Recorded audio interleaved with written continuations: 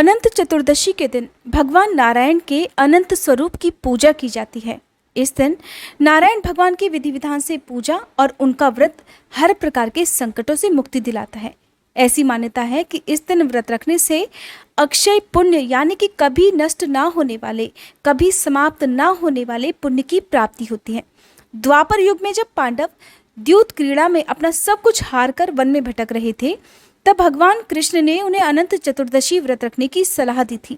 इसके बाद से ही उनके दुख दूर होना शुरू हो गए थे और उन्होंने कौरवों का अंत कर अपने सारे अधिकार वापस प्राप्त कर लिए थे। आइए जानते हैं साल 2022 में अनंत चतुर्दशी कब है, व्रत कब रखना है, इस दिन पूजा कैसे की जाती है, इस दिन अनंत सूत्र बांधने के कौन कौन से नियमों का पालन सभी को जरूर करना चाहिए। और अनंत चतुर्दशी की पूजा विधि के साथ ही आप जानेंगे कि अनंत चतुर्दशी का व्रत कब और कैसे खोला जाता है। जो लोग इस दिन उपवास ना भी रख पाए, उन्हें कौन कौन सी बातों का ध्यान इस दिन रखना चाहिए, किस प्रकार से पूजा करके आप भी व्रत जितना ही पुण्य प्राप्त कर सकते हैं, ये सारी बातें आज की इस वीडियो में बताने से पहले मैं आप सभी को बता दूं कि आप हमारे इसी चैनल पर आजकल हर दिन नियम से शिव महापुराण की और भागवत की कथाएं सुन सकते हैं। अगर आपको पुराणों की कथाएं सुनना पसंद है तो प्लीज़ आप जरूर सुनिएगा। आने वाले पितृपक्ष में पितृपक्ष की कथाएं और नवरात्रि के दिनों में देवी भागवत पुराण और संपूर्ण दुर्गा सप्तशती के पाठों का भी आप हमारे चैनल पर रसपान कर सकते हैं। साल 2022 में 9 सितंबर शुक्रवार को अनंत चतुर्दशी है, जिसे अनंत चौदस के रूप में भी जाना जाता है। साथ ही इस दिन गणेश महोत्सव का समापन भी होता है। जिन लोगों ने अनंत चतुर्दशी तक गणपति की स्थापना की है, उन्हें आज के दिन गणपति जी का विसर्जन करना चाहिए। चतुर्दशी तिथि प्रारंभ होगी 8 सितंबर गुरुवार रात 9:04 से और समाप्त होगी 9 सितंबर शुक्रवार की शाम 6:08 पर। ब्रह्म मुहूर्त का समय रहेगा सुबह 4:30 से लेकर 5:17 तक। किसी भी व्रत में ब्रह्म मुहूर्त में उठकर स्नानादि से निवृत्त होकर पूजा करना शुभ फलदायी माना जाता है। अभिजीत मुहूर्त रहेगा सुबह 11:53 से लेकर 12:43 तक। अमृत काल का समय रहेगा सुबह 3:01 से 4:28 तक। विजय मुहूर्त रहेगा जो कि हर प्रकार की कामनाओं को पूर्ण करने वाला होता है, हर काम में विजय दिलाने वाला होता है। दोपहर 2:23 से लेकर 3:13 तक। इस दिन शाम की पूजा का शुभ मुहूर्त रहेगा शाम 6:34 से लेकर 7:45 तक।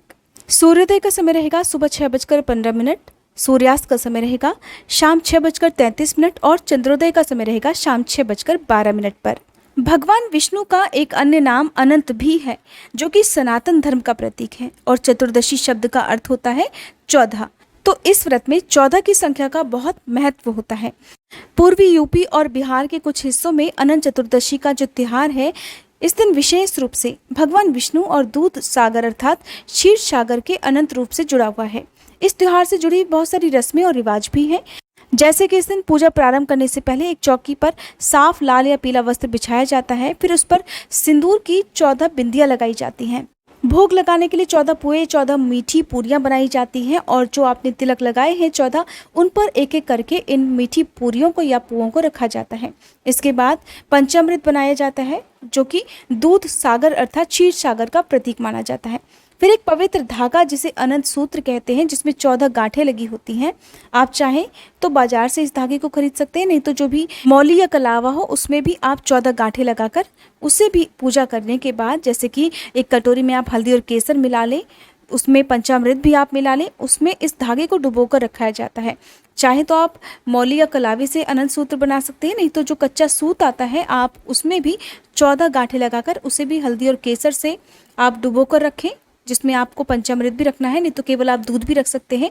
उसमें थोड़ा जल मिलाएं, उसमें आपको पूजा करते समय डुबोकर रखना है।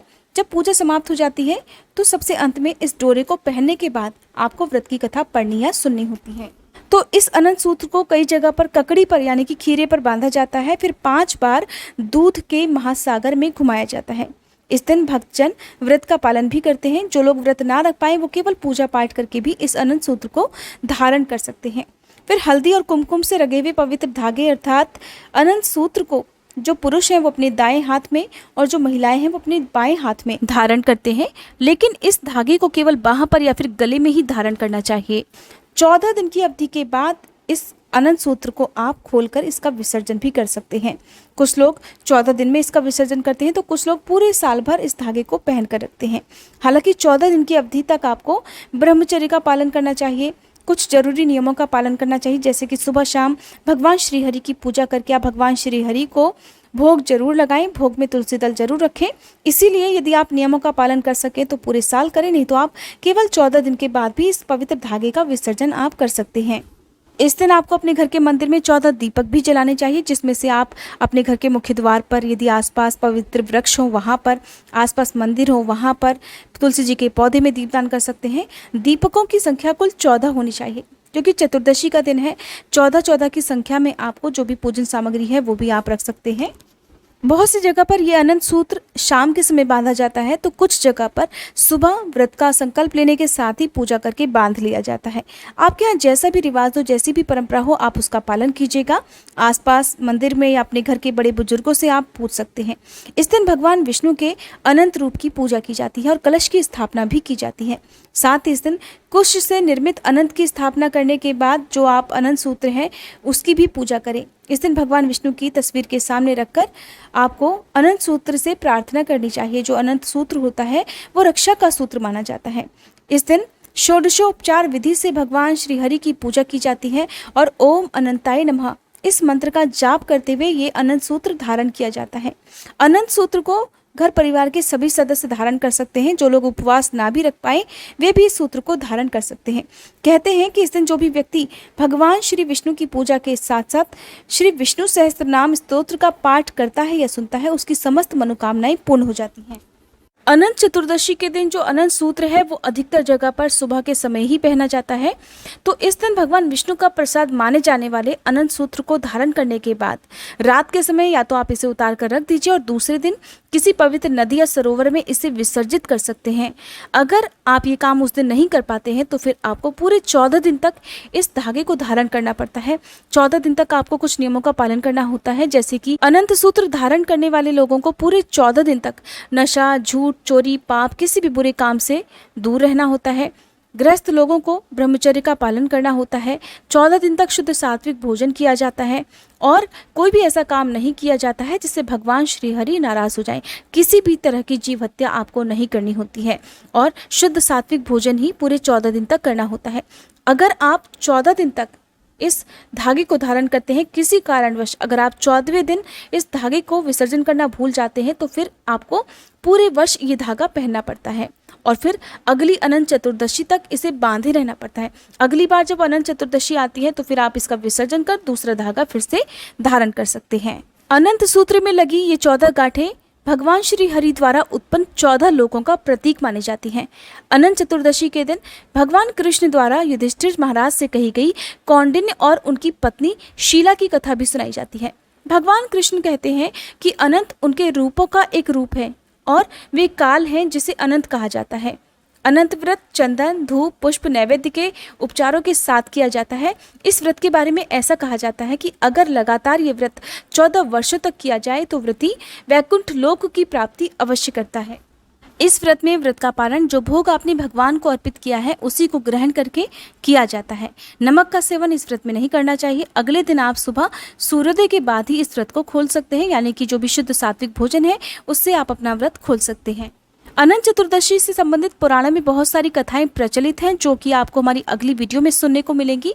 उनमें से एक प्रचलित कथा के अनुसार प्राचीन काल में एक तपस्वी ब्राह्मण था जिसका नाम सुमंत था। वह अपनी पत्नी दीक्षा और परम सुंदरी पुत्री सुशीला के साथ रहा करते थे, लेकिन सुशीला के जवान होते होते उसकी माता दीक्षा की मृत्यु हो गई, जिसके बाद ब्राह्मण सुमंत ने कर्कशा नामक राक्षसी से दोबारा विवाह कर लिया।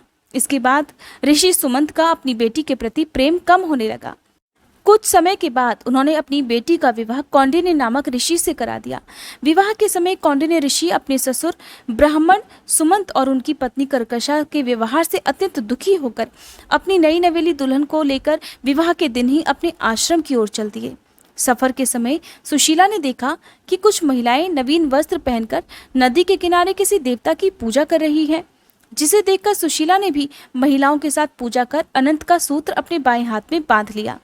सुशीला के हाथ में अनंत सूत्र देखकर ऋषि कौंडिन्य झुंझला गई और उन्होंने सुशीला के बाएं हाथ में बंधे अनंत सूत्र को खोलकर अग्नि में फेंक दिया, जिसके बाद ऋषि कौंडिन्य का सब कुछ नष्ट होने लगा और वह दिन प्रतिदिन दरिद्र होने लगे।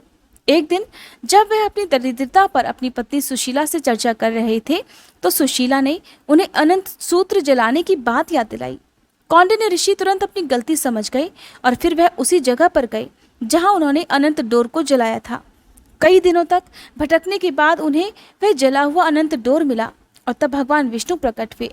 इसी के साथ ऋषि कौंडिन्य ने अपने पाप का प्रायश्चित भगवान विष्णु के सामने किया और फिर अनंत चतुर्दशी का व्रत कर अनंत सूत्र को अपनी बाह में धारण किया। इसके बाद से उनके दिन धीरे धीरे अच्छे होते चले गए। पुराणों के अनुसार अनंत चतुर्दशी का व्रत कम से कम 14 साल तक जरूर करना चाहिए। जब व्रत पूर्ण हो जाए तो 14 के दिन ही व्रत का विधिवत उद्यापन भी करना चाहिए, क्योंकि बिना व्रत के उद्यापन के इन व्रतों का कोई भी फल प्राप्त नहीं होता। अगर पति पत्नी दोनों मिलकर इस व्रत को करते हैं तो इसका विशेष लाभ मिलता है।